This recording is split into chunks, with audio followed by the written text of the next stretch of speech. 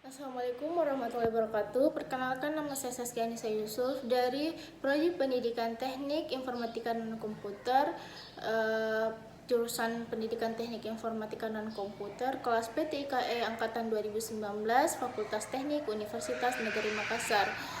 Pada kesempatan kali ini saya akan membahas salah satu materi dari mata kuliah perencanaan pembelajaran yang diampu oleh Bapak Dr. Andes Haji Alimuddin Sa'ban Miru MPD. Materi yang saya akan bawakan adalah pengembangan silabus. Komponen silabus. Dalam buku kurikulum tingkat satuan pendidikan yang sering disebut dengan singkatan yaitu KTSP, dikatakan bahwa format silabus paling tidak memuat 9 komponen, yaitu 1. Identifikasi. Pada komponen identifikasi adalah nama sekolah, nama mata pelajaran, kelas, dan semester.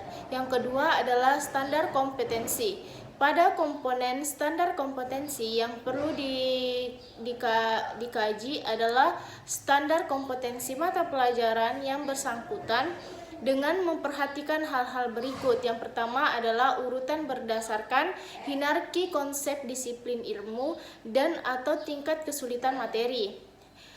Keterikatan antara standar kompetensi dan kompetensi dasar dalam mata pelajaran. Keterikatan standar kompetensi dan kompetensi dasar antar mata pelajaran. Yang ketiga adalah kompetensi dasar. Pada komponen kompetensi dasar yang perlu dikaji adalah kompetensi dasar mata pelajaran dengan memperhatikan hal-hal berikut. Yang pertama adalah urutan berdasar hierarki konsep disiplin ilmu dan atau tingkat kesulitan materi. Keterikatan antara standar kompetensi dan kompetensi dasar dalam mata pelajaran. Keterikatan standar kompetensi dan kompetensi dasar antar mata pelajaran. Yang keempat adalah materi pokok.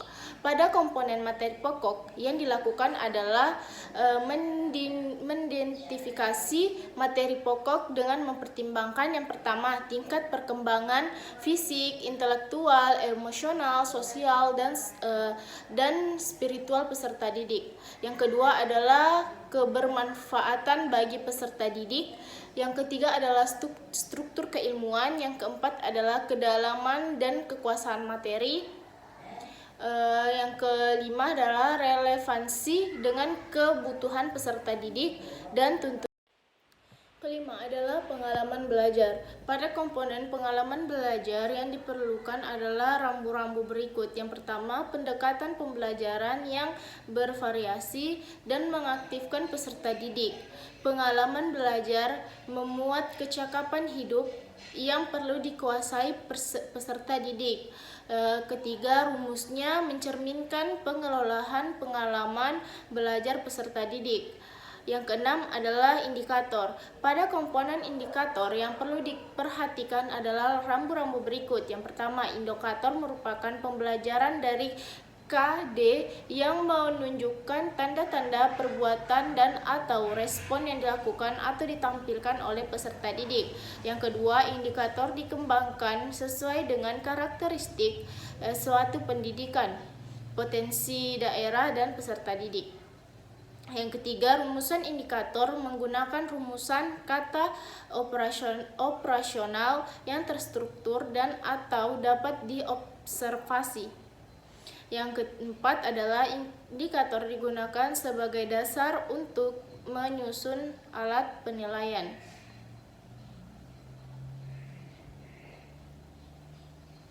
Yang ketujuh adalah jenis penilaian. Penilaian dilakukan dengan menggunakan tes dan non-tes dalam bentuk tertulis maupun lisan. Pengamatan kinerja, sikap, penilaian, hasil karya berupa proyek atau produk, penggunaan portofolio, penilaian diri, dan lain-lain. Jenis penilaian yang dipilih bergantung pada rumusan indikatornya. Yang ke-8 adalah alokasi waktu.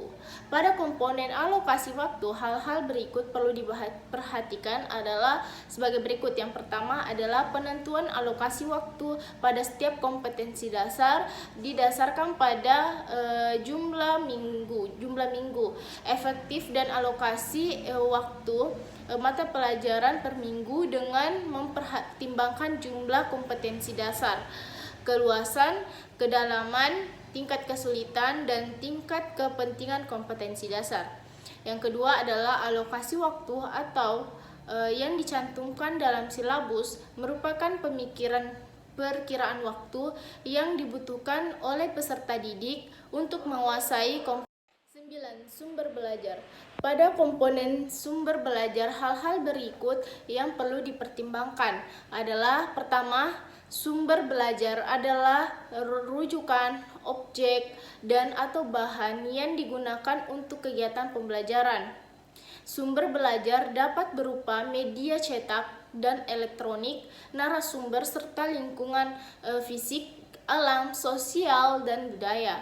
Yang terakhir adalah penentuan sumber belajar didasarkan pada standar kompetensi dan kompetensi dasar serta materi pokok, kegiatan pembelajaran, dan indikator pencapaian kompetensi. Mekanisme pengembangan silabus. 1. Mengkaji standar kompetensi dan kompetensi dasar.